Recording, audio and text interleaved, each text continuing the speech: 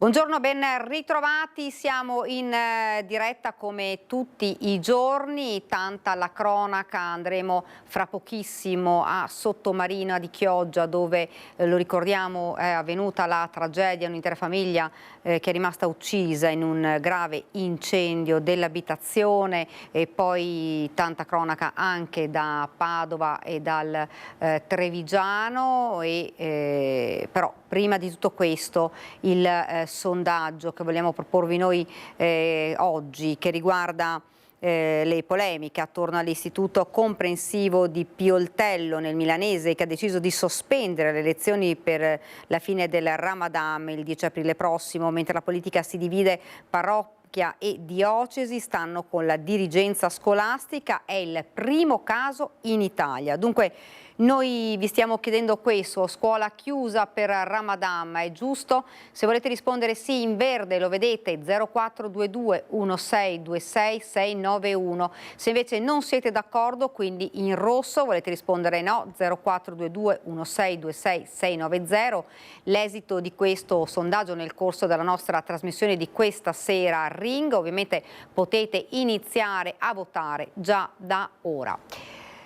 E dunque l'abbiamo detto in apertura, andiamo subito a Sottomarina di Chioggia, dove per noi, la vedo sullo schermo, c'è la nostra Ilaria Marchiori. Ilaria, buongiorno. Buongiorno a te Daniela, buongiorno ai nostri telespettatori. Ci troviamo qui in via Roma Sottomarina, proprio davanti all'abitazione della famiglia che è stata sterminata l'altra notte a causa di questo incendio che è divampato e non c'è stato nulla da fare. Qui insieme a me ci sono il sindaco di Chioggia Mauro Armelao e Giuseppe Boscolo Palo, il direttore del mercato ortofrutticolo di Brondolo. Iniziamo subito dal direttore, perché poi verremo anche da lei, sindaco. Allora, lei conosceva molto bene il padre di Davide, una delle 3 vittime. Sì, 40 anni di vita insieme, ruoli diversi all'interno del settore ortofrutticolo. Da 10 anni anch'io faccio parte del sistema del mercato e quindi c'era l'aspetto quotidiano di incontro ogni giorno. Tra l'altro un'amicizia appunto quarantennale che ci portava insieme a mandarci a quel paese. Non era giorno che però poi alla sera c'era perché era un buono, e quindi si parlava, si discuteva e il giorno dopo ci si rincontrava. Venerdì sera è stata la stessa cosa, ci vediamo lunedì, però il lunedì oggi è stata veramente dura tornare in mercato con tutti gli altri operatori. Ecco, immagino che ci sia ancora dell'incredulità. Sì, non sembra vero, una cosa è troppo grande. Credo che a Chioggia poi non sia mai capitata una disgrazia simile. Poi quando ci tocca da vicino ci sembra una cosa. Ieri mattina quando sono venuto prestino, quando abbiamo visto sui social questa è la casa di Gianni, e siamo venuti qua e ci siamo resi conto della tragedia che ha colpito una città, che ha colpito il nostro settore, che ha colpito altri settori, ma era una famiglia, Davide con le sue amicizie, con la sua musica, col suo lavoro, ma anche la Luisella, no? Si andava insieme sui campeggi, con i bambini nostri piccoli, e quindi per me è stato un duro colpo. Ecco, una famiglia molto conosciuta qui, insomma, a Chioggia, a Sottomarina, anche a Isola Verde, dove appunto c'è il figlio Fabio, che è l'unico superstite, perché è il direttore del campeggio di Isola Verde con cui lei ha parlato. Lui quando è arrivato qui che cosa le ha detto, cosa le ha raccontato di quei momenti? Ci siamo trovati stamattina.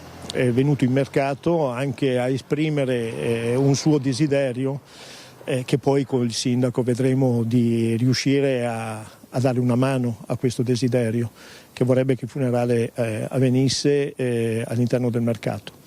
Ha detto le cose di un figlio disperato, nel senso che poi lui abita 2 case di là, è venuto alla fine della pizzeria, del lavoro in pizzeria a Isola Verde, ed è venuto qua vedendo che c'era questa cosa e non pensando minimamente, infatti cercava i genitori e il fratello tra la gente che stava assistendo al fatto. Lui credeva che fossero fuori, che loro fossero già usciti, non pensava minimamente.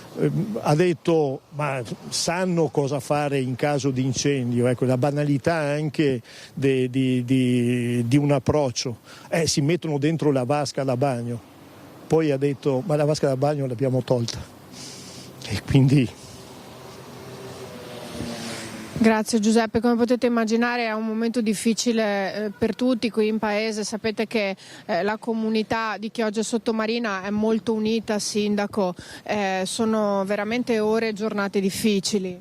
Sì, giornate difficili, penso che la testimonianza di Giuseppe sia chiara, insomma, le date non sono ancora state decise.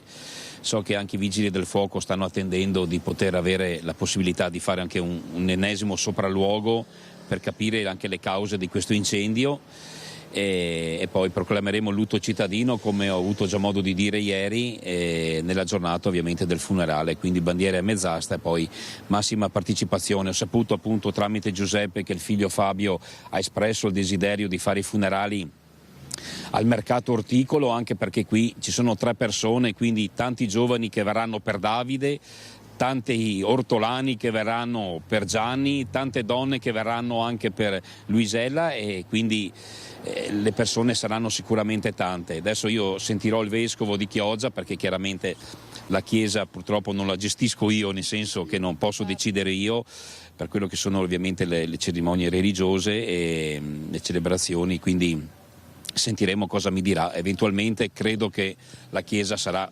eventualmente quella di San Martino, insomma, è proprio qui di fronte alla loro abitazione, insomma. Adesso sono curioso anch'io veramente di capire cosa sia accaduto qui.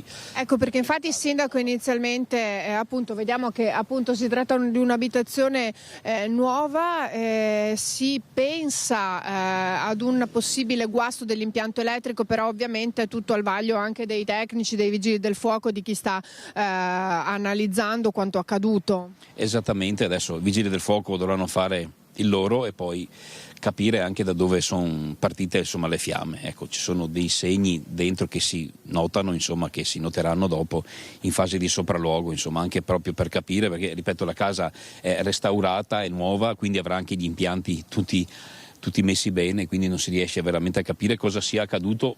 I ragazzi mi dicevano che è partito dalla parte destra qui le fiamme, dove c'hanno tipo una tavernetta, un salottino, e adesso vedremo, insomma, ecco. È arrivato anche il presidente dell'Ascot, Giorgio Bellemo. Ecco qui, sì, ecco qui ci ha raggiunto anche un'altra persona, appunto Giorgio Bellemo, anche lei conosceva la famiglia. E direi molto bene, perché Fabio è un nostro associato per quanto riguarda l'impegno turistico e la notizia è una data proprio Fabio. Ieri mattina alle 7:05 mi ha chiamato dicendo Giorgio aiuto, non riuscivo a capire cosa fosse questo aiuto e singhiozzato mi ha detto questa notizia tremenda, insomma, voglio dire, ha avuto il coraggio di chiamare. È difficile commentare, perché poi in questi casi qua si dice sempre una bella famiglia, ma lui era veramente una bella famiglia. Stavano ristrutturando anche la composizione societaria del campeggio della spiaggia, avevano preventivato qualche giorno fa un investimento molto importante per la ristrutturazione, quindi coinvolgimento di tutti quanti. C'è anche lo zio paterno, che è l'altro sopravvissuto per fortuna, se vogliamo, è una cosa che ci lascia sgomenti a dir poco, insomma, non abbiamo parole queste cose. Da voi avete intenzione di organizzare qualcosa? Ci stiamo pensando chiaramente, compatibilmente poi anche con la volontà del figlio che ho sentito prima, perché sa, sono quelle cose abbastanza, devo dire, intime seppur eclatanti, che vanno gestite e curate insieme con chi è rimasto purtroppo ancora con noi. Ecco, io ringrazio i nostri ospiti qui da Chioggia. Se Daniela non ci sono domande restituisco la linea allo studio. Grazie davvero, grazie Ilaria per questo contributo. Noi continuiamo a parlare di questa vicenda, ripercorriamo questa tragedia che è avvenuta a Sottomarina, lo abbiamo sentito anche dalle testimonianze, purtroppo un'intera famiglia davvero sterminata dal fuoco, ripercorriamo questa giornata terribile. Non so niente.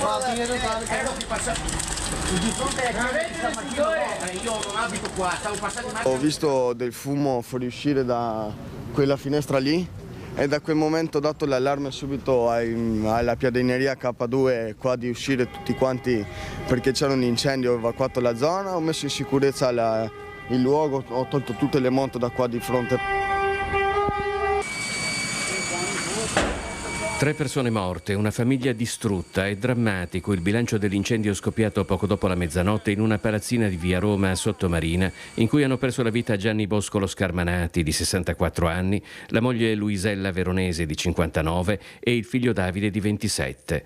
Straziante il racconto dei presenti. Alla vista delle fiamme, Umar Munir è arrivato di corsa assieme ai dipendenti del locale che gestisce di fianco, assieme a Kevin Varagnolo, 23 anni non ancora compiuti, secondo pizzaiolo in un ristorante vicino. Mi sono arrampicato dal primo piano attraverso le ringhiere qua così e ho cercato grazie a Umar di dare un sostegno alla signora che avevo visto venire fuori dal balcone. Abbiamo visto la signora uscita al secondo piano a chiedere aiuto. Dopo io sono andato subito in negozio a prendere la scala e abbiamo passato a Kevin. Avevo messo la scala in modalità appoggiata alle due estremità del balcone e niente, là ho chiesto alla signora, ho detto alla signora intanto di provvedere a prendere aria, ma non c'era proprio tanto da fare. Dopo, da quel momento là, gli ho detto buttati e quando ho detto buttati la signora non si è buttata. Abbiamo preso estintore per spegnere il fuoco, però il fuoco era abbastanza grave, non siamo riusciti a spegnere con estintore. C'era una marea di fumo nero. Io le dico che ero là al primo piano qua, mentre cercavo di mettere in salvo la signora, ma al momento è successa un'esplosione qua sotto e tutto il fumo mi è venuto in gola. Anch'io ho perso già il respiro e mi sono lasciato cadere giù. I vigili del fuoco sono arrivati immediatamente, 7 automezzi antincendio e 18 operatori da Chioggia, Cavarzere e Mestre. Le fiamme hanno riguardato solo il piano terra, ma il fumo si era incanalato nel vano scale, saturando l'intero edificio. Quando, grazie agli autorespiratori, i vigili del fuoco sono arrivati al secondo piano, hanno trovato i 3 corpi senza vita. Una tragedia, un'immane tragedia che ha colpito un'intera famiglia, la famiglia oltretutto molto conosciuta, lavoratori impegnati con il papà nel mondo dell'agricoltura, con il figlio anche nel mondo del turismo, e quindi una famiglia appunto conosciuta che ha dato anche posti di lavoro per la nostra città. E appena saranno fissate le date dei funerali, come amministrazione comunale sicuramente proclameremo il lutto cittadino. E continuiamo a parlare di un incendio, ma questa volta ci spostiamo a Padova, nel Padovano, indagini a 360 gradi sull'incendio che sabato notte è divampato in un'area di un parcheggio di Vigonza. L'ipotesi più accreditata è che si tratti di un incendio doloso, tra le ipotesi sul tavolo l'estorsione. Un danno ingente che si aggirerebbe sui 200.000 euro, quello causato all'azienda Madilo con sede a Pistoia, proprietaria dei furgoni andati distrutti nell'incendio divampato nel parcheggio di via Trevisana Vigonza intorno alle 2 di sabato notte. Di 5 non è rimasta che la carcassa e i filamenti dei copertoni, altri 6 sono stati gravemente danneggiati probabilmente dal calore. Non si sono mai fermate in queste ore le indagini dei carabinieri della stazione di Pionca e del nucleo investigativo di Padova. La procura ha aperto un fascicolo a carico di ignoti con l'accusa di incendio doloso. Nel frattempo l'area interessata dal rogo è stata posta sotto sequestro. In attesa della relazione dei vigili del fuoco per capire quale potrebbe essere stato l'innesco delle fiamme, gli investigatori stanno esaminando le immagini registrate dalle telecamere di sorveglianza.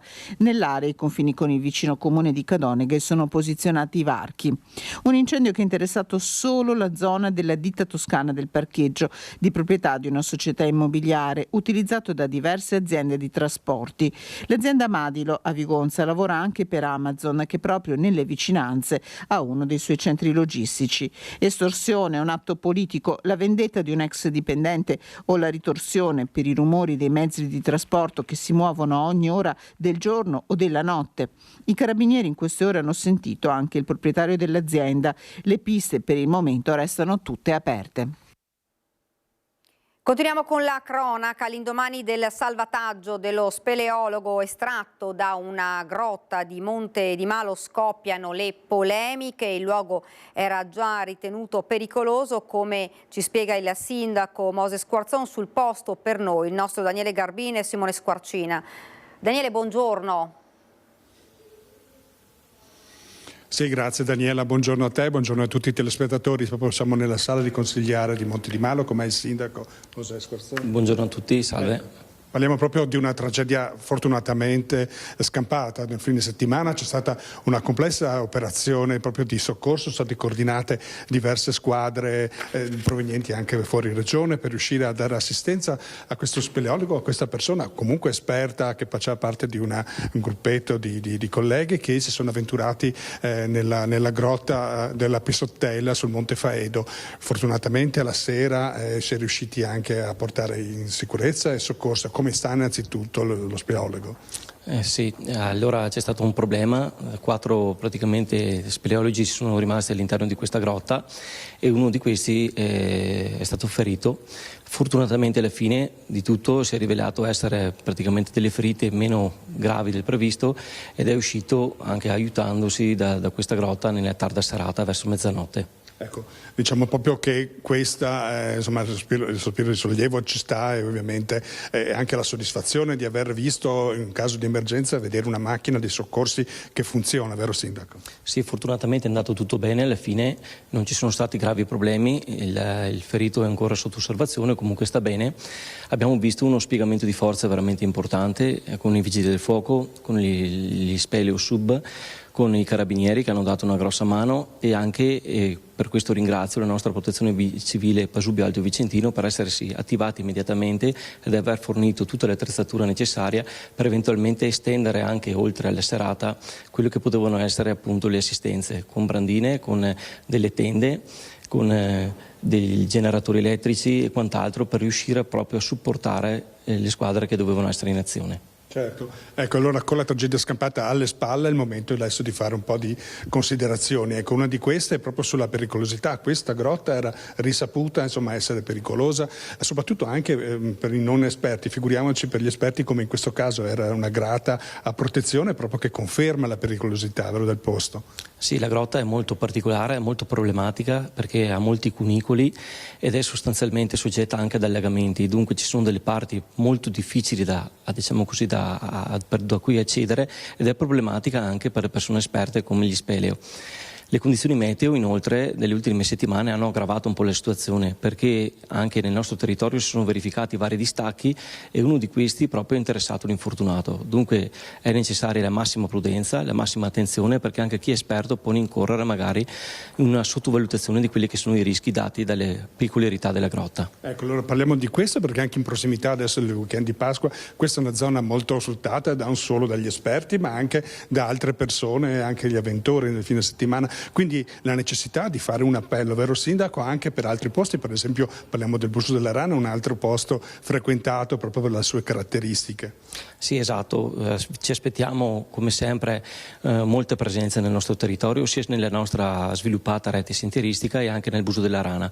Un consiglio però che ci vuole prudenza e soprattutto per entrare in grotta che ci si faccia accompagnare da personale preposto che ci consenta appunto di accedere in sicurezza con determinata anche strumentazione e dispositivi di protezione individuali che consentono di vivere appieno quelle che sono le sensazioni di una grotta appunto senza pericoli. Ecco, allora con le raccomandazioni del Sindaco che noi accogliamo e facciamo proprio estendiamo ai nostri ascoltatori, la ringraziamo Sindaco. Grazie a voi. Ecco, e con queste raccomandazioni restituisco la linea allo studio. Grazie davvero a Daniele Garbin, grazie anche a Simone Squarcina per la parte tecnica. Noi andiamo avanti e ci spostiamo a Pieve del Grappa e torniamo a parlare dell'omicidio di Bledar Dedia, il giovane albanese accoltellato da un 17enne reo confesso. Si continua a cercare l'arma e andiamo subito sul posto con la nostra Vanessa Banzato. Vanessa, buongiorno. Buongiorno a te Daniela, alle persone che ci stanno seguendo. In effetti stanno proseguendo le ricerche dell'arma utilizzata dal ragazzo di 17 anni per uccidere con 20 fendenti il 39enne Bledar Dedia quel terribile 20 gennaio. Adesso ci sono gli uomini e le donne del soccorso alpino di Pieve del Grappa che sono al lavoro da questa mattina. Molto probabilmente le operazioni si protrarranno per l'intera giornata alla ricerca proprio del coltello che il 17enne, come hai appunto detto tu, reo confesso dell'omicidio del 39enne, avrebbe gettato in questo dirupo. Un'operazione tra l'altro difficilissima perché la vegetazione, come sta mostrando con le immagini il collega Renzo Rigon, vegetazione fittissima, pieno di rovi, sterpaglie e quant'altro, quindi poi tra l'altro un'area molto vasta, una situazione difficile, si diceva, per gli uomini e le donne del soccorso alpino. Le ricerche al momento non hanno portato a nulla. Tra l'altro l'area, come confermano anche gli stessi carabinieri che sono qui sul posto da questa mattina, era nel passato usata come discarica, quindi si trova davvero di tutto e rinvenire, trovare il coltello in questione, il coltello incriminato, hanno detto è come cercare un po' un ago nel pagliaio. Certo è che i lavori proseguono serrati, non possono utilizzare un metal detector, ci dicevano i tecnici, perché essendoci talmente un po' di tutto, ecco, il caso di dire un po' di tutto, non si riuscirebbe ad arrivare in maniera mirata a rinvenire l'arma utilizzata quel giorno, arma che da quello che è emerso il 17enne si sarebbe portato appresso da casa per quell'ultimo incontro con Bledar Dedia, con cui nel recente passato avrebbe avuto una relazione che poi lo stesso 17enne voleva interrompere. Sono stati davvero dei momenti terribili che sono culminati poi con l'omicidio del 39enne. Il giovane, il ragazzo, in lacrime ha confessato quello che aveva commesso, di conseguenza il ritrovamento del coltello non andrebbe ad aggiungere nulla a quello che è già chiuso, al caso già chiuso, andrebbe a concludere al meglio il quadro della situazione, però per una vicenda che ormai si conosce già, visto che appunto il ragazzo di 17 anni ha confessato d'aver ucciso la persona con cui aveva intessuto una relazione nel passato. Per il momento da Pieve del Grappa, dicevo, appunto le ricerche continuano per l'intera giornata, quindi poi vedremo anche se si riesce magari nel corso del pomeriggio ad avere un esito positivo, ovvero il ritrovamento del coltello. Per il momento da Pieve del Grappa è tutto. Daniela, ti ricedo la linea. Grazie davvero a Vanessa Vanzatto. Ovviamente questo sarebbe l'ultimo tassello di un puzzle che ha sconvolto l'intera comunità, un minorenne che avrebbe ucciso, reo confesso, avrebbe ucciso il 39enne. Ed ora la vedo già sul nostro schermo, andiamo subito a Padova perché ladri in azione in pieno giorno a Padova, un colpo grosso in Piazza dei Signori, ce ne parla la nostra Valentina Visentin. Valentina, buongiorno.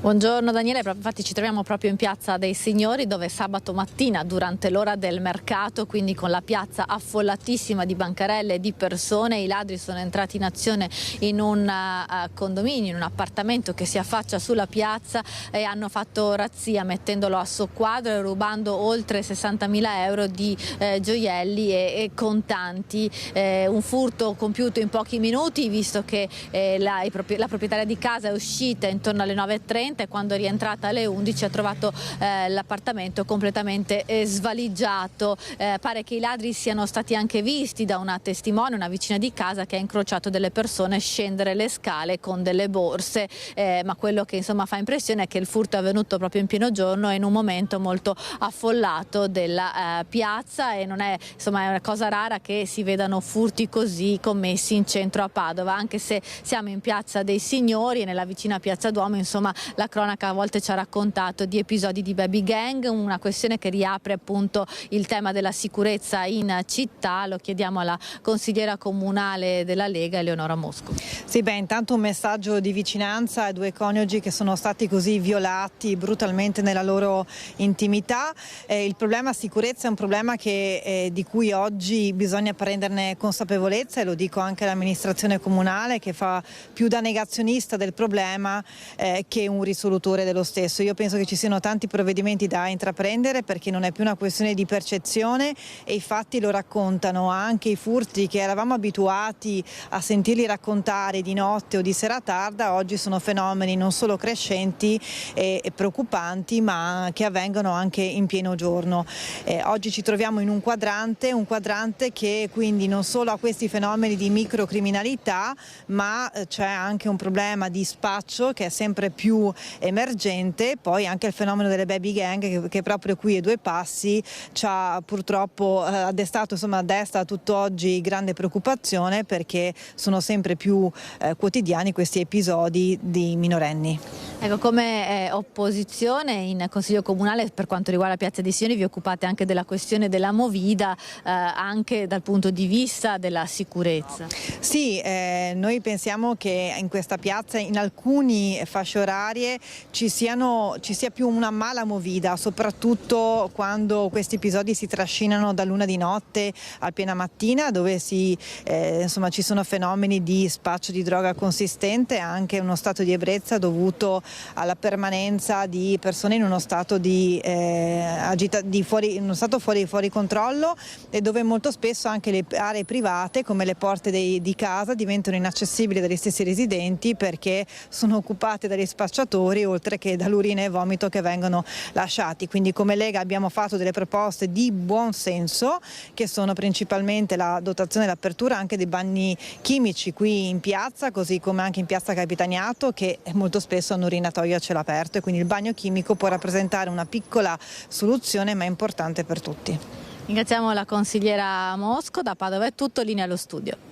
Grazie davvero alla tua ospite, grazie anche a Valentina Visentin. Noi andiamo avanti con la cronaca, ci spostiamo nel Trevigiano, vi leggo la notizia: bimbo rischia di soffocare per una caramella, salvato da un 18enne, accaduto a Mogliano Veneto. Lo vedete, mancavano pochi minuti alle 18 di sabato 23 marzo quando il soccorritore acquatico Marcello Fortarel, moglianese di 18 anni, ha salvato la vita ad un bambino di 4 che rischiava di soffocare dopo aver ingerito una grossa caramella. Il 18enne si trovava in piazza dei Caduti a Mogliano Veneto, proprio nel cuore del comune, tra le bancarelle della manifestazione Sapori d'Europa, quando ad un certo punto all'improvviso si è accorto che un padre stava tenendo il figlio piccolo a testa in giù, chiedendo aiuto ai presenti. Il bambino stava soffocando e Marcello è intervenuto prontamente dopo aver verificato che il piccolo non tossisse. Ha seguito con grande sangue freddo la manovra di Emlich. A quel punto il bambino ha sputato la caramella e grazie a questo il bimbo si è salvato.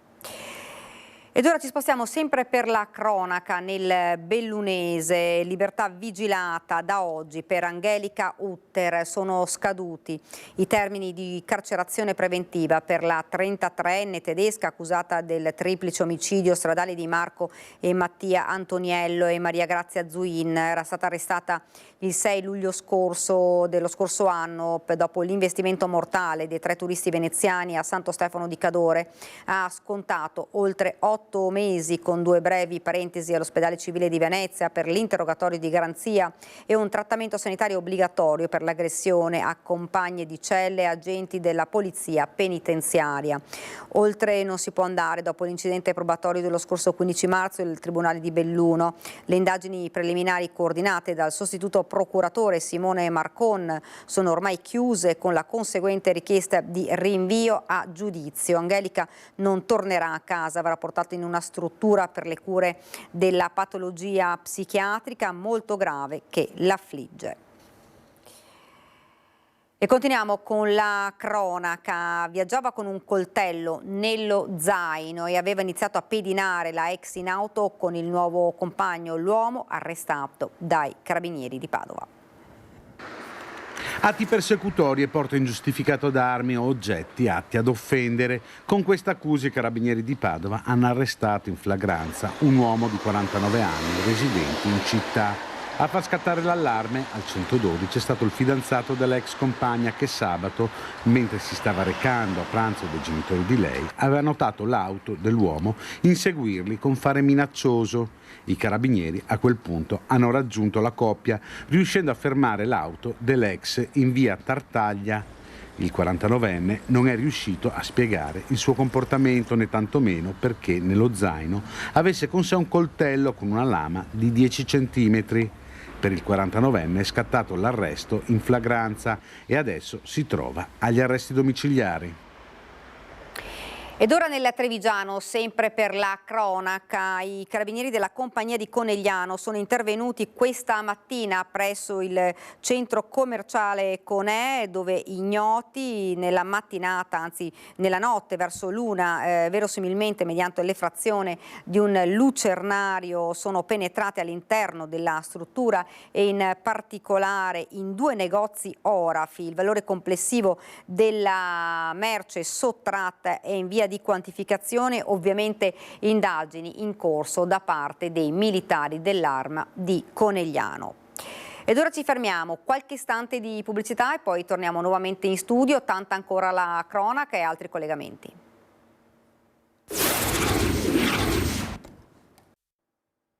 Siamo tornati nuovamente in studio con questa nostra prima edizione. Continuiamo con la cronaca da Treviso, un'operazione della Guardia di Finanza. Le Fiamme Gialle del Comando Provinciale hanno ottenuto il rimborso integrale per complessivi 1,2 milioni di euro da una società attiva nel commercio di software e applicativi informatici, ritenuta responsabile di aver occultato parte dei proventi illeciti alle isole Bahamas. L'azienda si era nascosta al fisco tra il 2015 e il 2018 grazie all'utilizzo di fatture per operazioni inesistenti emesse da una società maltese. Grazie alla cooperazione internazionale si era scoperto che il pagamento delle fatture era avvenuto prevalentemente con bonifici su un conto corrente in Repubblica Ceca, da cui il denaro attraverso una fiduciaria era transitato a Dubai negli Emirati Arabi ed infine riaccreditato per 285.000 euro su 2 conti di una banca delle Bahamas che però dal 2019 collabora con l'Italia e favorisce lo scambio delle informazioni. 2 soci dell'impresa erano stati segnalati alla Procura della Repubblica. Ed ora invece una storia che arriva dal Padovano. Ad 89 anni era ricercata per furto di carburante dalla polizia slovena. L'anziana, rintracciata dalla polizia di Padova, ha spiegato di non essersi accorta del mancato pagamento e promette di tornare in Slovenia per saldare il dovuto. Ricercata dall'Interpol della Slovenia come i peggiori criminali per un furto di carburante commesso in una stazione di servizio nelle vicinanze di Sezana lo scorso settembre. Protagonista un 89enne padovana, l'anziana è proprietaria dell'auto che era stata immortalata dalle telecamere del distributore sloveno mentre si allontana dopo aver fatto rifornimento, un pieno di poco più di 60 euro che non sono mai stati pagati. Il proprietario della stazione di servizio ha così denunciato tutto alla polizia slovena, che grazie alla targa ha individuato la pensionata 89enne padovana e ha allertato la squadra mobile Oganea. L'Arzilla signora ha confermato candidamente ai poliziotti padovani di essere la proprietaria dell'auto e di essere l'unica ad utilizzarla assieme al marito per raggiungere la località estera e trascorrervi brevi soggiorni. Sul mancato pagamento del rifornimento non è escluso di essersene potuta dimenticare, dichiarando agli agenti di essere in ogni caso disponibile a saldare il dovuto, se necessario anche raggiungendo nuovamente in auto la Slovenia e consegnando personalmente la somma di denaro. E rimaniamo sempre nel Padovano, grave incidente stradale ieri pomeriggio a Mestrino, coinvolti anche 2 bambini. 6 persone, di cui 2 bambini, sono rimaste ferite in un grave incidente stradale a Mestrino ieri pomeriggio. Nello schianto avvenuto in via Mestrina lungo la strada regionale 11 sono rimaste coinvolte 3 auto. Sul posto sono intervenuti i vigili del fuoco arrivati da Padova che hanno messo in sicurezza i mezzi ed estratto una persona rimasta incastrata. 2 delle vetture infatti sono finite nel fossato mentre la terza è rimasta di traverso sulla carreggiata. Sul posto anche i carabinieri che hanno deviato il traffico ed eseguito i rilievi per ricostruire la dinamica del del terribile incidente. I bambini sono stati portati in pediatria, gli altri 4 feriti in pronto soccorso, nessuno di loro fortunatamente è in pericolo di vita. I carabinieri in poche ore hanno individuato il presunto pirata della strada che al volante della sua auto a Pederobba avrebbe investito una coppia senza fermarsi. Le forze dell'ordine agiscono in tempo zero e nel caso specifico fortunatamente l'hanno rintracciato e adesso penso e spero che pagherà cara il suo comportamento. Plaude il sindaco Turato al lavoro dei carabinieri che in poche ore sono riusciti a risalire al presunto pirata della strada che ieri sera intorno alle 22 avrebbe investito una coppia in via Montello a Covolo. I coniugi, entrambi 51enni originari di Brescia, nella Marca in visita ad alcuni familiari, erano usciti per una passeggiata con il loro cagnolino quando per cause ancora al vaglio dei militari dell'Arma sono stati investiti dall'auto che poi, anziché fermarsi a prestare soccorso, ha continuato la sua corsa. In pochi minuti sul posto sono arrivati i vigili del fuoco e i sanitari del SUEM che hanno trasportato il marito all'ospedale di Montebelluna e la moglie in terapia intensiva al Cafoncello. Le loro condizioni sono molto gravi, la prognosi rimane riservata. I carabinieri si sono messi subito alla ricerca dell'automobilista e a pochi chilometri da via Montello hanno trovato la vettura del presunto investitore abbandonata nei pressi di un casolare. Poco più tardi hanno individuato anche il conducente di 51 anni rientrato nel frattempo nella sua abitazione. Per l'uomo è scattato l'arresto, successivamente è stato rimesso in libertà non sussistendo ulteriori esigenze cautelari. Dovrà ora rispondere di lesioni personali stradali gravissime e fuga a seguito di incidente con danni alle persone, oltre che di rifiuto di sottoporsi ad accertamenti alcolemici e sull'assunzione di stupefacenti. L'auto è stata posta sotto sequestro. Sulla vicenda sarà aperto un fascicolo presso la Procura della Repubblica di Treviso. Il primo cittadino di Pederobba è stato subito informato dell'accaduto. Purtroppo, dice Turato, è successo di nuovo un incidente in quello stesso punto. Quello è un punto molto delicato della viabilità comunale, è una strada provinciale. Io negli anni precedenti avevo chiesto alla provincia di poter mettere un dissuasore, un dosso, mi è stato negato. Ho chiesto di mettere un autovelox, mi è stato negato anche quello, perché gli autovelox su strade provinciali in centro abitato non si possono installare. Ho chiesto di mettere uno spartitraffico al centro della strada, ma la strada è troppo stretta per installare uno spartitraffico, per cui lì rimane un incrocio a raso con una strada che è un rettilineo che invita la gente a correre. Ed ora torniamo a parlare della tragedia dell'ultraleggero precipitato nel Trevigiano, a Trevignano esattamente, dopo le inchieste aperte per accertare le cause dell'incidente. Intanto a Treviso è profondo il cordoglio per la scomparsa dei coniugi De Gennaro che vivevano nel quartiere di San Pelaio ed erano molto noti in città.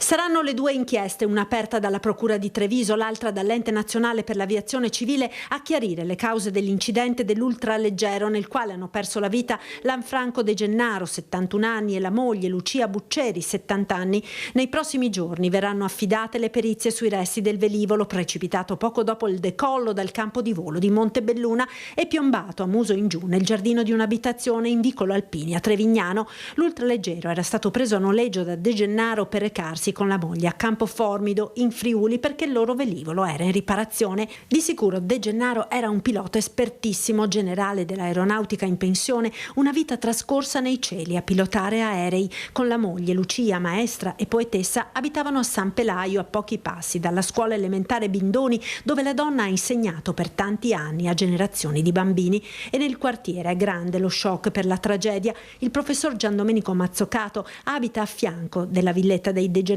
e proprio ieri mattina li aveva salutati mentre uscivano per andare a Trevignano. Erano delle bellissime persone, lui con una carriera da pilota splendida alle spalle. Io ho lavorato molto con la moglie Lucia, che laureata, insegnante elementare nelle scuole elementari qui vicino, e ogni anno mi chiamava a tenere, non diciamo dei corsi di scrittura, ma a tenere dei corsi di, di costruzione della fantasia ai suoi bambini. Conducevano una vita assolutamente normale, insieme avevano questa grande passione per il volo e ieri questa passione ha troncato la loro vita. Guarda, è una tragedia assoluta. La coppia lascia 2 figli, Marco che viveva con i genitori e Silvia trasferitasi al sud. La notizia della tragedia ha destato vastissimo cordoglio in città dove la coppia era molto conosciuta. Lucia Bucceri era attiva in diversi progetti nell'ambito del volontariato e della cultura.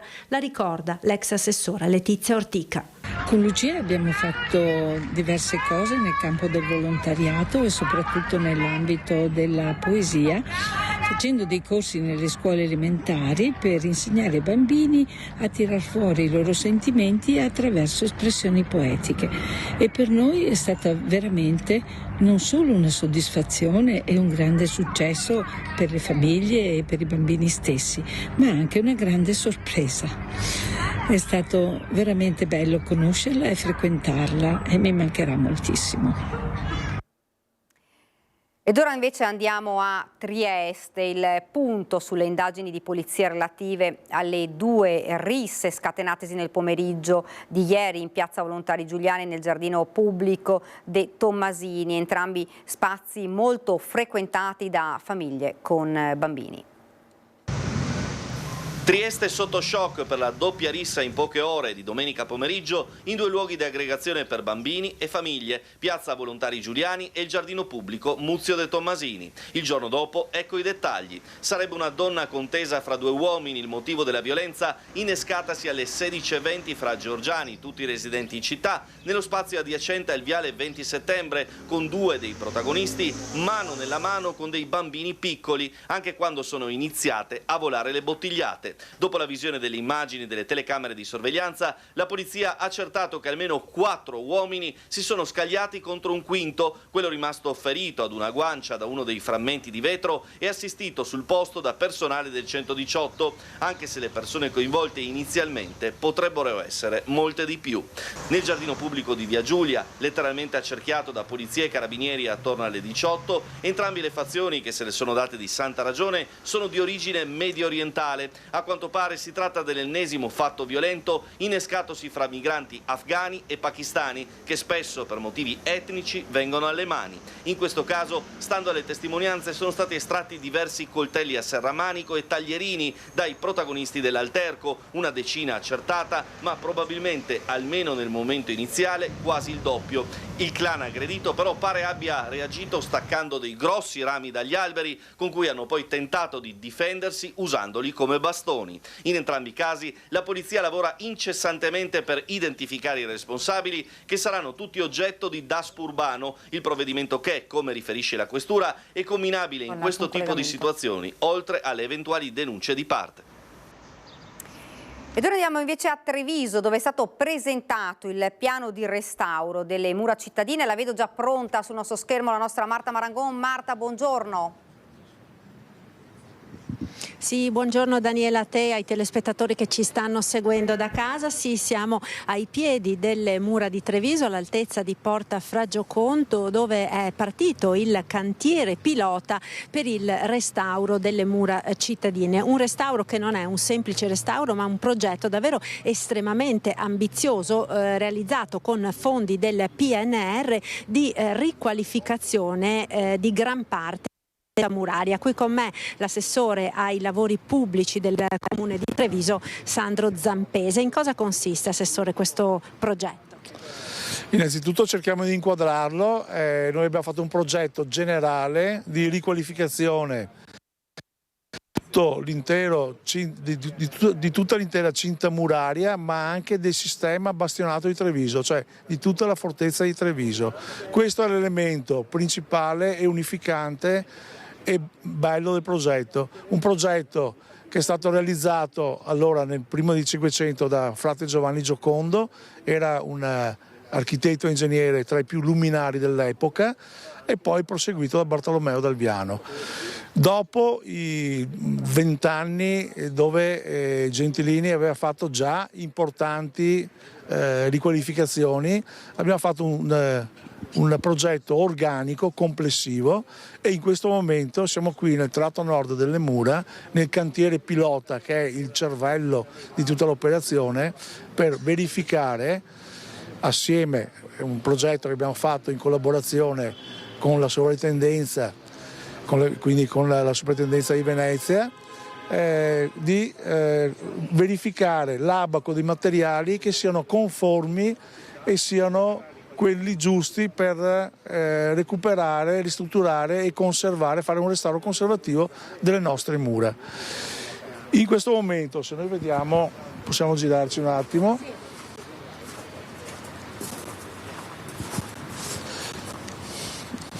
Ecco, state vedendo nel frattempo, no, i tecnici che hanno cominciato i lavori. Sì. Stiamo vedendo alcuni restauratori che cominciano a consolidare il materiale lapideo e i mattoni con della calce naturale, ovviamente calce idraulica naturale, e dove manca il mantello faremo come restauro conservativo proprio un effetto di scorrimento dell'acqua in modo che non ci siano anfratti e non ci siano superfici piane, in modo che l'acqua possa scendere e non stagnare e quindi non dare effetti negativi, soprattutto agenti infestanti vegetativi. Fatte queste dovute prove sui materiali, avremo i materiali per ogni tipo di degrado che risulta negli elementi lineari delle nostre mura. E questo è per quanto riguarda la cortina muraria. Poi andremo a realizzare dei passaggi pedonali, delle passerelle pedonali in acciaio corten, in metallo corten, tutte uguali, basate sulla linearità progettuale, e andremo a ricucire tutti i percorsi pedonali in golena i passaggi pedonali che ci sono attorno alle mura di Treviso. Ecco, a questo proposito abbiamo qui anche il sindaco di Treviso, Mario Conte. Sindaco, quindi anche dei percorsi pedonali, delle passerelle, a dimostrazione di come questo progetto non sia solo un progetto, diciamo, culturale, che poi servirà anche per l'inserimento delle mura cittadine in quelli che sono i percorsi UNESCO delle mura da Palmanova a, mi aiuti Assessore, a Peschiera del Garda. Ecco, ma un progetto inclusivo per i cittadini e per i turisti anche che visiteranno la nostra città. Sì, un vero e proprio progetto inclusivo, accessibile a tutti, perché questa era una dei punti cardine della nascita di questo progetto di riqualificazione e di rigenerazione del sistema bastionato delle mura di Treviso, e quindi è un progetto davvero che diventa simbolo, no, della rigenerazione, della valorizzazione culturale della nostra città, perché attraverso l'accessibilità si potrà poi apprezzare e valorizzare e anche prendersi cura in futuro di queste mura che sono il simbolo della nostra città e che a volte hanno rischiato di diventare simbolo del degrado, nel senso che i costi di manutenzione sono enormi. Ricordo e ringrazio Giancarlo Gentilini, che è stato l'ultimo sindaco che ha messo mano a queste mura, e oggi con grande orgoglio sono io che do continuità a questo processo di rigenerazione, tant'è che appena finisco questa intervista chiamerò Giancarlo Gentilini per condividere con lui questa soddisfazione, perché ci vuole la volontà politica, ci vogliono le idee chiare, ci vogliono i progetti, e oggi tutto questo diventa realtà perché siamo nella fase di cantiere e quindi, come avete potuto vedere, stiamo cominciando davvero a dare un volto nuovo alle nostre mura. Ecco, quanti soldi e che tempi, sindaco, per la realizzazione di questo progetto davvero ambizioso? A questo primo stralcio sono 7 milioni di euro, quindi un intervento importante. Sono fondi PNRR che siamo riusciti ad ottenere grazie proprio al progetto inclusivo di rigenerazione urbana, non soltanto architettonica e storica, e i tempi sono quelli dettati dal PNRR, quindi noi per il giugno 2026 dovremo aver finito e rendicontato, quindi auguro buon lavoro all'impresa, che è un'impresa seria e che ci ha già dato ampie garanzie di qualità e anche di rispetto delle tempistiche. Sarà un 2025 di cantieri e quindi chiedo anche ai cittadini un po' di pazienza, però la città sta cambiando il volto, non soltanto attraverso le mura, anche la biblioteca vedrà il raddoppio, l'ex macello vedrà la nascita di un centro di accoglienza per le persone finite temporaneamente in disgrazia,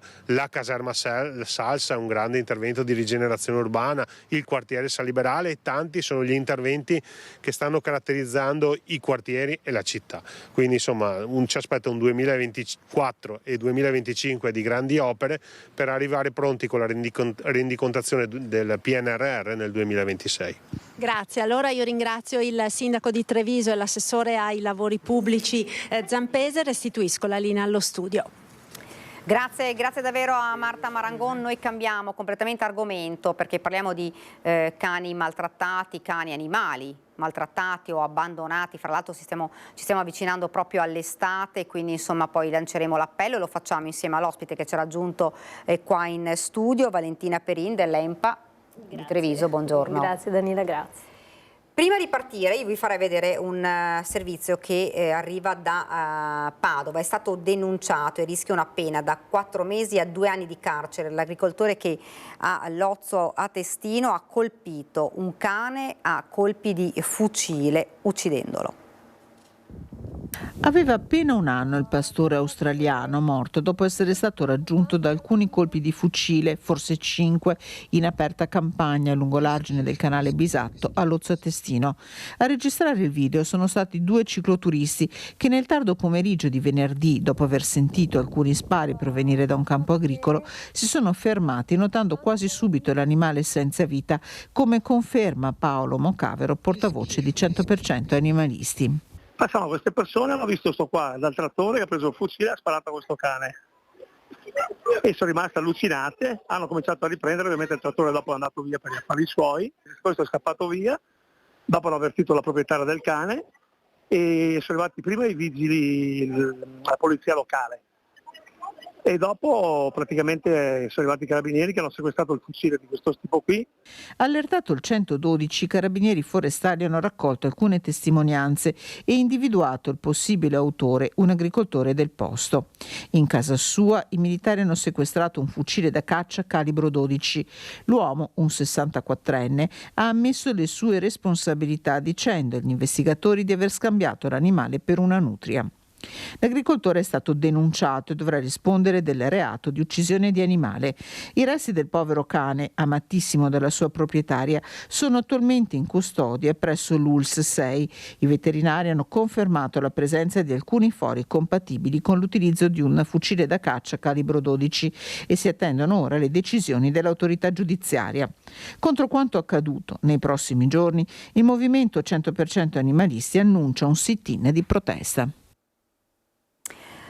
Un sit-in di protesta, un altro caso neanche di maltrattamento, perché è un cane che è stato ucciso. Valentina?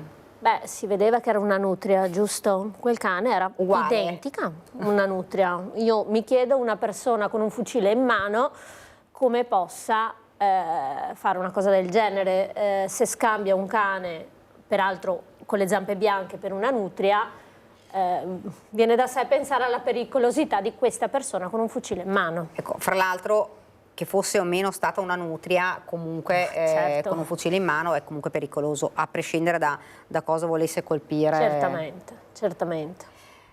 E noi ricordiamo che davvero poco tempo fa anche nel Trevigiano c'è stato un altro fatto che ha destato davvero scalpore, non mi viene un termine giusto per definirlo, una persona insomma che lancia dall'auto, comunque getta via un cane anziano, e sappiamo, Valentina, che in questo momento mentre stiamo parlando ci sta guardando Roma, che è la proprietaria di questo cane. A lanciarlo è stato purtroppo il papà della... Sì, con Roma ci scriviamo, ci sentiamo, è una ragazza forte, una ragazza dei nostri, ormai è la nostra ragazza Barcellona EMPA.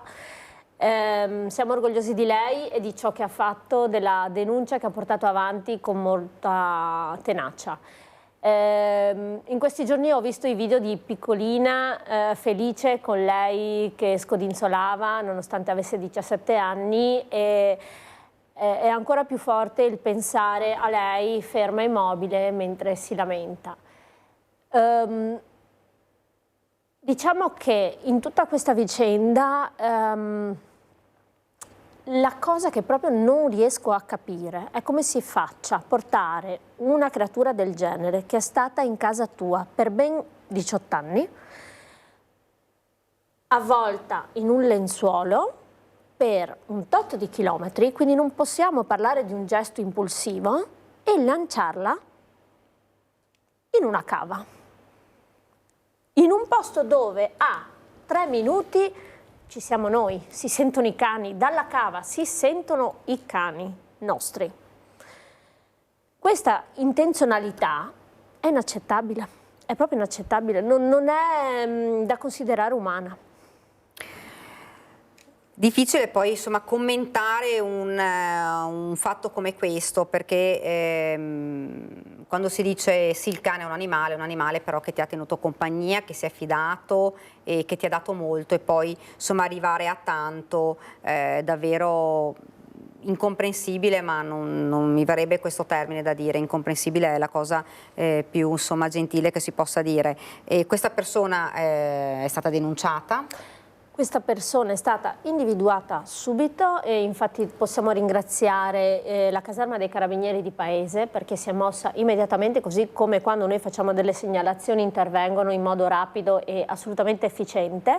Il sindaco Baseggio di Ponzano, che chiamato proprio di sabato è intervenuto immediatamente, non ha aspettato un attimo, e le nostre volontarie che alla chiamata hanno risposto con massimo impegno. Infatti i risultati si sono visti, almeno ci abbiamo provato. Cosa dire di altro? Cioè, Cosa rischia ora questa persona?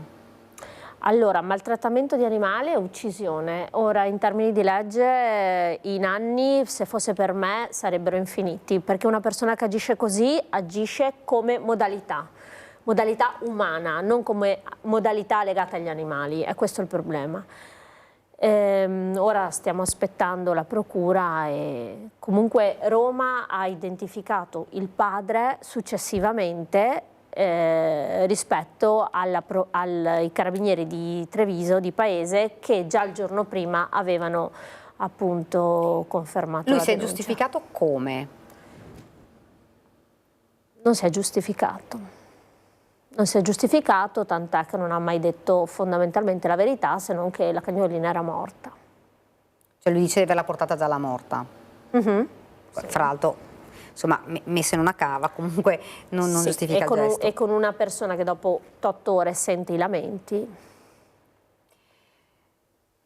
Roma che cosa dice? Perché come vi ho detto ci sta guardando in questo momento.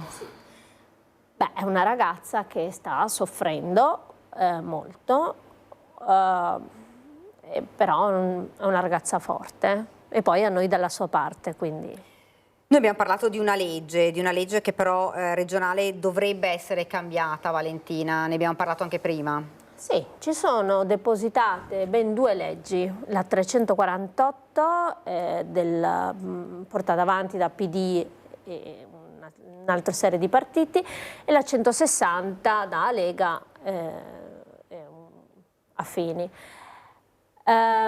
Poco prima di entrare in trasmissione ci siamo sentiti con comunque lo staff del governatore, che è molto attenzionato rispetto alla vicenda. Io spero, ci conto e ci credo, perché quando abbiamo chiesto delle cose sono sempre state portate avanti, onestamente parlando, che a breve, anzi a brevissimo, come mi è stato detto, ci sarà un incontro per definire queste leggi, queste proposte di legge.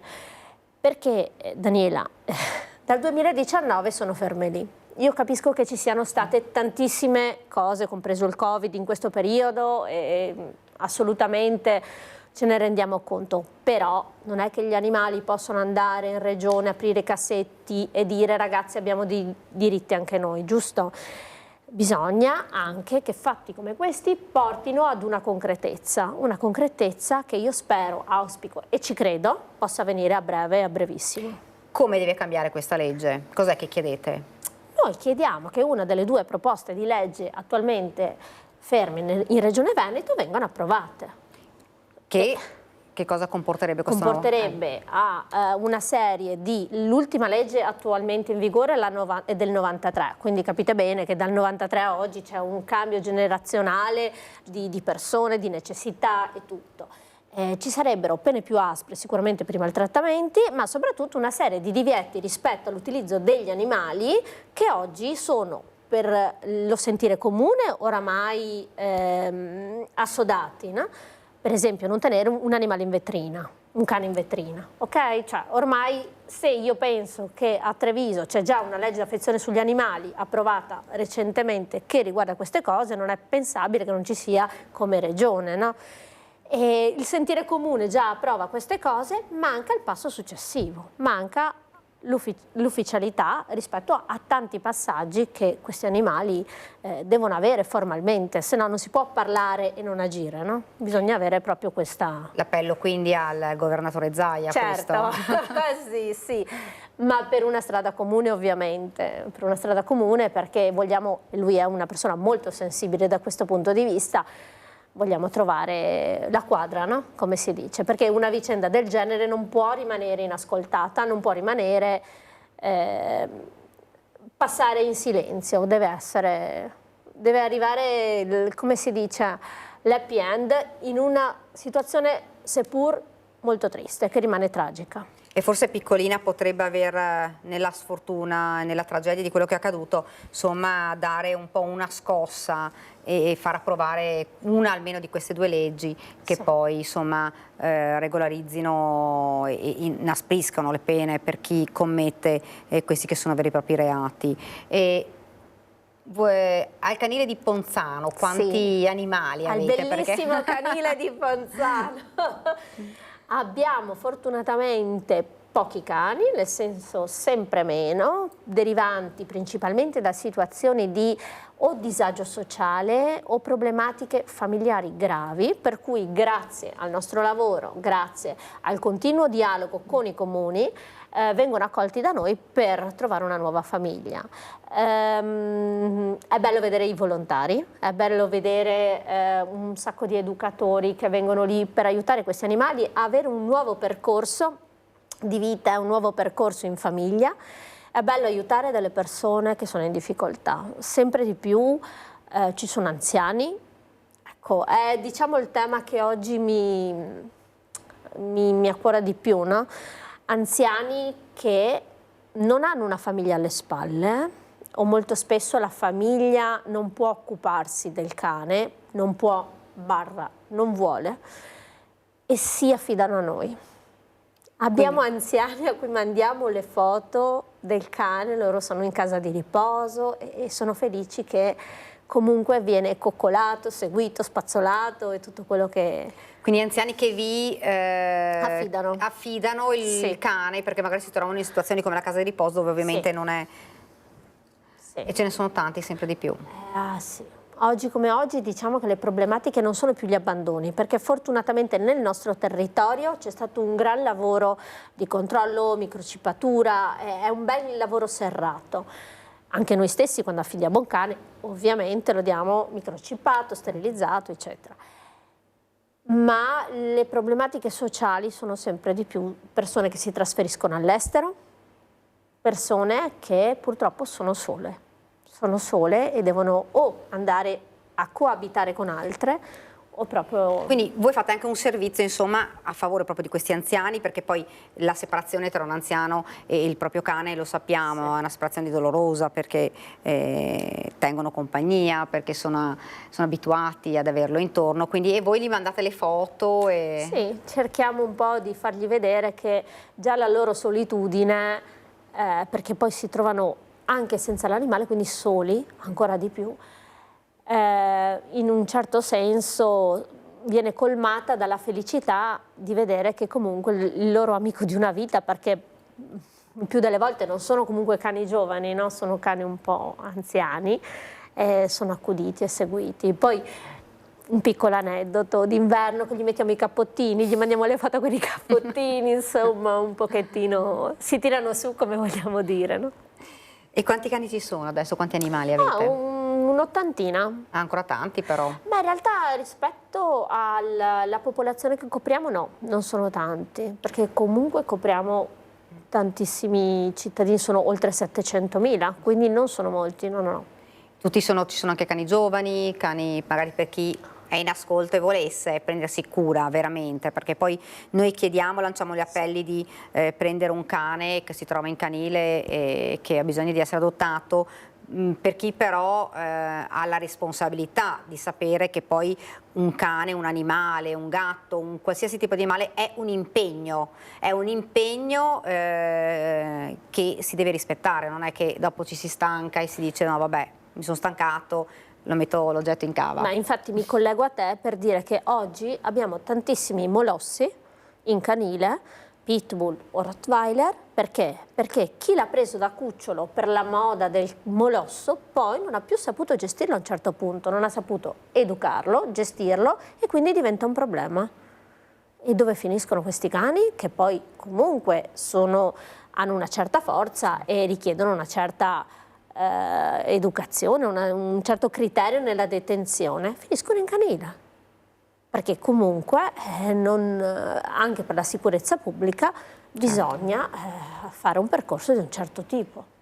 Prima di chiudere quindi a Valentina, insomma, un appello anche ai cittadini, non solo di magari andare a vedere, ce ne sono 80 cani, ma ci sono anche gatti, ci sono anche gattini che aspettano gattini, abbiamo fatto una campagna di sterilizzazione fortunatamente richiesta dai cittadini. Perfetto. Quindi speriamo gattini sempre meno, inizierà purtroppo la stagione degli abbandoni e ritrovamenti da maggio in poi, attualmente diciamo che anche da questo punto di vista c'è un percorso molto positivo.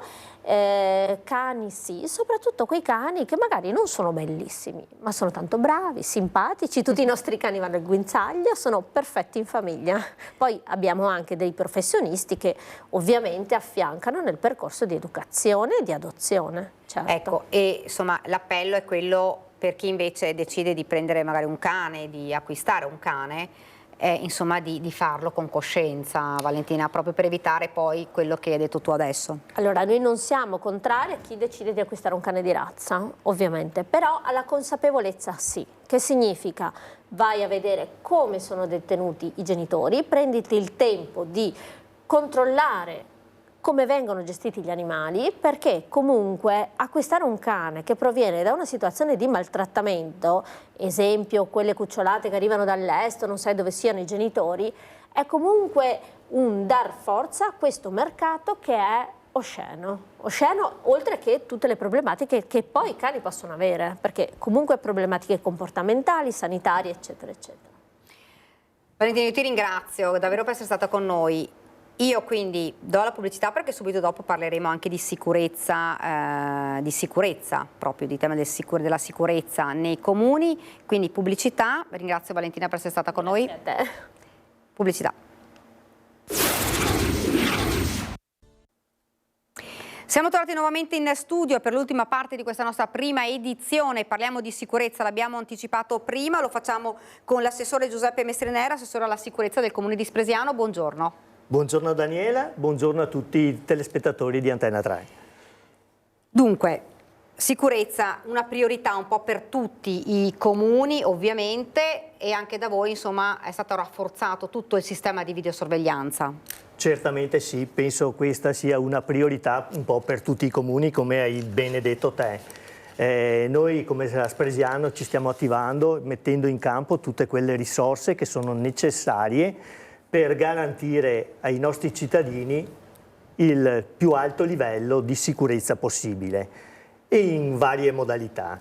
Allora, prima di tutto la grande collaborazione che esiste tra le nostre forze dell'ordine, la Polizia Locale, il Comando dei Carabinieri di Spresiano, la stazione dei Carabinieri, la sinergia che c'è tra queste due forze, il continuo monitoraggio del territorio. Quindi è anche piacevole vedere alla sera le auto o della polizia locale o dei carabinieri che escono per le strade, per le vie del nostro paese con i lampeggianti accesi che fanno sentire anche una certa sicurezza ai nostri cittadini. Ecco perché è importante insomma, la percezione proprio della sicurezza da parte insomma, dei cittadini, l'abbiamo detto anche in alcune vicende avvenute a Treviso, il fatto di veder passare i carabinieri anche più volte o le forze dell'ordine, questo insomma anche per gli anziani garantisce, ti dà proprio la garanzia di una sicurezza. Certamente sì, certamente sì. Poi mettiamo in campo anche altre strategie, se così possiamo dire.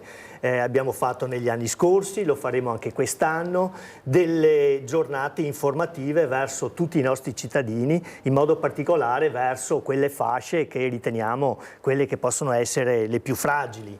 Quindi come approcciarsi alla gente che viene a casa a chiedere delle informazioni o a chiedere di verificare le utenze di casa, o alla telefonata che molte volte poi fanno vedere che sono delle truffe vere e proprie. Ecco, proprio rispetto a questo abbiamo fatto anche una prima edizione proprio con il colonnello Turrini, che così mi aggancio a quanto stava dicendo l'assessore alla sicurezza, proprio di telefonate, quindi rinnoviamo anche l'appello di telefonate che arrivano a casa con numeri di utenza dei carabinieri, in realtà sono vere e proprie truffe. Magari voi vedete sul display i carabinieri di Montebelluna, insomma è da verificare, verificate bene che sia così, e in ogni caso le forze dell'ordine che chiamano non chiedono certamente soldi, per cui già questo dovrebbe essere un campanello d'allarme, Assessore. Certamente le truffe, fra l'altro le truffe agli anziani, lo sappiamo, è uno dei problemi più grossi, perché gli anziani sono fragili e quindi più facili da... Noi ci attiviamo in tutte le maniere per fare in modo di metterli sempre sul chi va là, però qualche volta purtroppo queste situazioni accadono anche da noi. Ecco, e voi fate questo proprio per queste persone? Sicuramente sì, l'abbiamo fatto l'anno scorso, l'abbiamo fatto gli anni precedenti, verrà riproposto sicuramente anche quest'anno un incontro organizzato dal Comune in collaborazione con il comando dei carabinieri locale di Spresiano e supportato anche dal comando provinciale.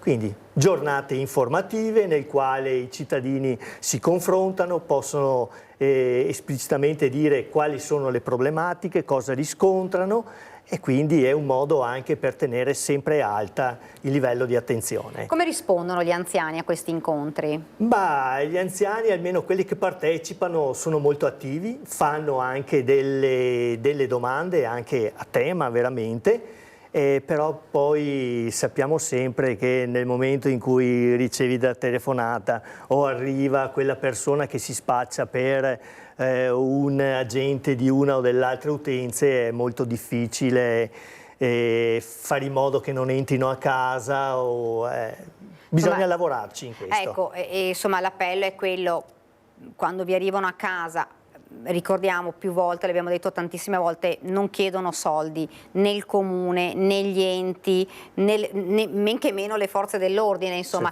Quindi se qualcuno viene perché vuole entrare, fate una chiamata al comune che vi rispondono immediatamente, oppure fate una chiamata alle forze dell'ordine, basta solo dire io chiamo per accertarmi, vedete che i truffatori si spostano. Se ne vanno. E poi, oltre a queste azioni virtuose che cerchiamo di mettere in campo, anche tutto quello che è stato un progetto che è partito una quindicina d'anni fa, con l'installazione di quelli che io li chiamo gli occhi elettronici, le videocamere che vanno a sorvegliare il nostro territorio. Siamo partiti con le prime 15 videocamere, posizionati in quelli che potevano essere i luoghi più sensibili del paese. Nell'arco degli anni queste telecamere sono aumentate a un numero di circa 60 che abbiamo ora, posizionati in quelli che possono essere i luoghi più sensibili, vale a dire le piazze del comune, le scuole, vuoi la fermata dei treni, vuoi le fermate degli autobus. Quanto è importante avere questi occhi elettronici che monitorano poi tutto il territorio? Ma è molto è importantissimo, possiamo dire, perché in qualsiasi momento le forze dell'ordine, sia i carabinieri, sia la nostra polizia locale, possono visionare in tempo reale tutte le immagini, e quindi questo è fondamentale. E non ci fermiamo sugli allori, stiamo mettendo in piedi da qualche settimana un nuovo progetto per un ulteriore potenziamento, su indicazione anche del nostro sindaco, di Marco Della Pietra, che vuole avere maggiore controllo di tutto il territorio, abbiamo valutato che uno dei luoghi maggiormente sensibili, oltre a tutte le vie di accesso, di uscita dal nostro comune, sono anche i parchi. Sono i parchi e la nuova viabilità che è venuta a crearsi in questo ultimo anno con l'apertura del casello di Spresiano sulla Pedemontana Veneta, e quindi anche la possibilità di tutte le auto e i mezzi di uscire anche da quella che è l'autostrada la Venezia-Belluno. Quindi un traffico che è cambiato nella direzione, e quindi noi andremo a monitorare anche queste aree. Quindi verrà potenziato maggiormente? Quindi. Sicuramente sì. È previsto e lo stiamo vedendo adesso, ci auguriamo che anche magari per fine anno, come capita per tutti gli anni, arrivano anche dei contributi da parte del Ministero degli Interni atti a potenziare questo tipo di sorveglianza. Noi intanto ci muoviamo, abbiamo una bozza di progetto con ulteriori 15 telecamere. Se arriveranno i finanziamenti dallo Stato, bene, altrimenti cercheremo di proseguire con finanziamenti dell'ente propri. Ecco, fra l'altro si avvicina l'estate, prima abbiamo parlato degli animali, adesso parliamo di sicurezza, perché si avvicina l'estate, comincia a far caldo, insomma i furti, lo sappiamo, purtroppo in estate sono insomma un po' più, si incrementano un po' di più, proprio perché la gente tende a lasciare la finestra aperta. Ecco, Assessore, insomma un po' un consiglio anche da parte del Comune di prestare veramente attenzione. Sono dei fenomeni ciclici. Arrivano a ridosso delle festività di Natale, poi magari decrescono per un certo periodo, con l'arrivo dell'estate, delle belle giornate del caldo, quando tutte le persone lasciano anche involontariamente imposte, porte aperte, è molto più facile per queste persone malintenzionate cercare di andare a colpire queste persone.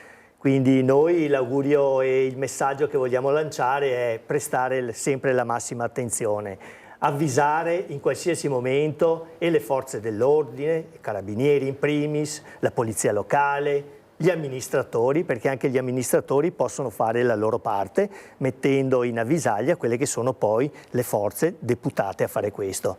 Ecco. Quindi attenzione massima. Ecco, Assessore, ne avevamo parlato anche tempo fa, anche proprio con il Sindaco, insomma l'importanza dei social, di postare insomma quando si subisce un furto, un colpo, sui social la propria disavventura, va benissimo perché così lo condividi, però insomma si diceva anche, Assessore, prima avvisiamo le forze dell'ordine, ecco. Avvisiamo chi è deputato a fare questo tipo di intervento e poi eventualmente sì, anche per avvisare i concittadini di quello che è successo, cercando di prevenire altre azioni del genere. Ecco, ci sono altri progetti in cantiere? Ma sicuramente sì, partiremo tutta una serie di progetti che stanno arrivando adesso al termine burocratico amministrativo. Partiremo sicuramente con l'impianto di riqualificazione dell'illuminazione pubblica del Comune. È un progetto che portiamo avanti da parecchi anni, poi causa Covid, causa aumenti di prezzi e altre cose, ha avuto dei rallentamenti. Ci auguriamo però adesso che entro il mese di aprile, e giustamente il Sindaco parlava prima che il giorno 30 di aprile lo vuole portare in Consiglio Comunale, porteremo il progetto esecutivo dell'opera. Il Comune di Spresiano il progetto definitivo dell'opera. Quindi per Spresiano è un progetto importante, andremo a riqualificare circa 2600 punti luce presenti nel nostro territorio e non sono sicuramente pochi, perché comuni delle dimensioni di Spresiano e con una popolazione come la nostra raramente arrivano ad avere punti luci così importanti. Ci saranno tutta una serie di lavori per quanto riguarda sostituzione di corpi illuminanti, con sostituzione delle armature, sostituzione addirittura di sostegni dei pali dell'illuminazione e dei plinti addirittura. Quindi un lavoro molto, molto grosso, molto importante, che ci auguriamo possa partire tra la fine di giugno e i primi 15 di luglio. Ci saranno circa 9 mesi di lavori previsti, quindi ci auguriamo bene. Questo tipo di intervento prevede anche la sostituzione di tutti i quadri e i sottoquadri delle linee elettriche, quindi un lavoro importante. Ed è fondamentale l'illuminazione, perché poi proprio gli angoli ciechi, quelli più bui, dove si creano magari più problemi, invece così insomma... È un tassello ulteriore per avvicinarci a quella che non arriveremo mai, ma a una sicurezza quasi totale, quindi questo è fondamentale. Ecco, l'abbiamo detto, la sicurezza purtroppo è diventato ormai una priorità, proprio perché i cittadini chiedono questo. Certo, sì, sicuramente, quindi mettendo in campo tutte queste azioni, queste buone azioni, probabilmente cerchiamo di avvicinarci a una sicurezza totale. Questo ce l'auguriamo, anche se il furto è impensabile da eliminare completamente.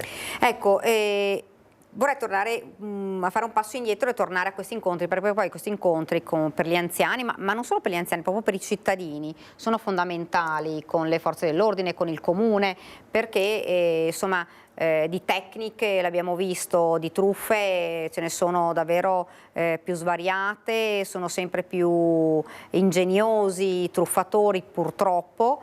E a caderci poi non è solo l'anziano, è il cittadino stesso, perché poi l'abbiamo visto, lo vediamo anche nei nostri servizi, tantissimi cittadini che cadono nelle truffe online. Quindi questi incontri quando è che di solito voi li programmate? Ma generalmente o nella primavera o in primo autunno.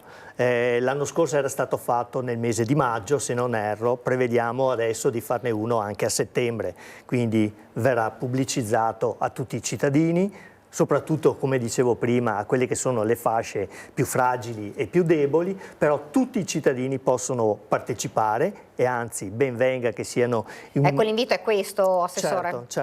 Certo, più cittadini presenti, e ci auguriamo che anche queste truffe, questi atti che vengono commessi da queste persone senza scrupoli vadano a diminuire costantemente. Anche perché poi sono truffe, ma diventano poi furti veri e propri, perché insomma attraverso il raggiro rubano poi cose che alle persone sono care, perché abbiamo visto gli anziani danno anche dei monili in oro pur di coprire fantomatici incidenti che non ci sono mai stati. Mai successi, mai avverati. Sì. Questo è uno, quello dello specchietto o quello del prelievo dei contanti dal bancomat, e c'è la persona che ti sta osservando, pedinando fino all'arrivo o a casa o lungo la strada, in quelli che sono i luoghi meno visti, e quindi bisogna prestare la massima attenzione in tutto, in questo. Ecco, Assessore, l'appello da lanciare ai cittadini è proprio quello di chiamarvi, di chiamare comunque le forze dell'ordine, di non rischiare mai, insomma, di non aprire mai la porta, soprattutto gli anziani.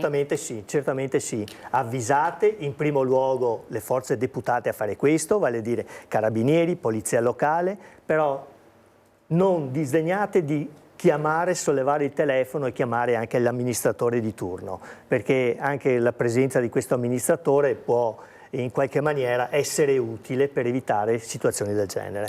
Assessore, la ringrazio davvero per essere stato con noi, e insomma speriamo, e magari quando partirà questo grosso progetto sull'illuminazione pubblica, magari tornerà qua per spiegarci. Per spiegare, e probabilmente anche i nuovi progetti, quali il capannone, lo stand polifunzionale a Lovadina. Ci tenevo anche sì, se c'è un minuto, parliamo anche di questo. Allora, stiamo partendo, abbiamo affidato i lavori proprio 2 settimane fa per la realizzazione di un nuovo impianto polifunzionale a Lovadina, affiancato alla scuola di nuova costruzione, alla palestra in essere. Costruiremo questa tensostruttura che sarà a disposizione e per fare sport, quindi di una nostra associazione comunale che è lo Skating Spresiano, però sarà a disposizione anche di quelle associazioni che vorranno creare momenti di aggregazione, di festa, di sagre. Quindi ci tenevamo, i lavori dovrebbero partire verso la metà di aprile, metà di aprile e concludersi entro agosto. Quindi ci auguriamo che per l'autunno anche pronto. questa opera venga realizzata. Grazie davvero Assessore, siamo davvero in chiusura. Vi ricordo gli ospiti di questa sera di Ring, il sondaggio l'abbiamo visto in apertura, che sono Paolo Borchia, europarlamentare della Lega, Fabrizio Boron, consigliere regionale di Forza Italia, Anna Maria Bigon, consigliere regionale del Partito Democratico, Stefano Valdegaberi, consigliere regionale del Gruppo Misto e Nicola Talmi, sindacalista della CGIL. Noi siamo arrivati proprio al termine, vi ricordo pubblicità, meteo, pubblicità, subito dopo insieme alla nostra Alice Montagnier, l'approfondimento è dedicato alla salute, si parlerà di sindrome del tunnel carpale, riconoscerla e curarla. L'ospite è il nostro dottore, ormai siamo abituati ad averlo qui quasi tutti i lunedì, Alberto Alexandre, direttore sanitario Istituto EUNI. Siamo arrivati al termine, grazie Assessore. Grazie a te e alla prossima occasione. Grazie. Meteo, pubblicità e subito dopo l'approfondimento. Grazie, arrivederci.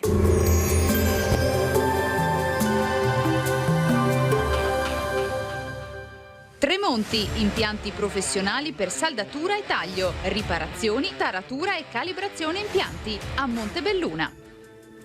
Bentrovati al meteo. La settimana di Pasqua inizia tutto sommato tranquilla, in attesa di un peggioramento in arrivo martedì che secondo le attuali proiezioni andrà avanti anche nei giorni a seguire. Vediamo il dettaglio. Sul Veneto non si verificheranno precipitazioni, sarà dunque decisamente soleggiato, come ci mostra la grafica, con cielo sereno o poco nuvoloso. Temperature in ripresa, minime tra 2 e 8 gradi, massime sui 13-17 gradi. Ci spostiamo ora sul Friuli Venezia Giulia. Anche qui tanto sole, il cielo si presenterà limpido o al massimo velato, non sono attese piogge degne di nota. Temperature minime tra 2 e 6 gradi, massime sui 14-15 gradi. Infine diamo uno sguardo alla situazione del Trentino Alto Adige, dove avremo poche novità, tempo per lo più soleggiato, solo con qualche velatura di passaggio. Temperature minime sui 2-3 gradi, massime intorno ai 17-18 gradi. Dal meteo è tutto, vi auguro un buon proseguimento, come sempre in nostra compagnia.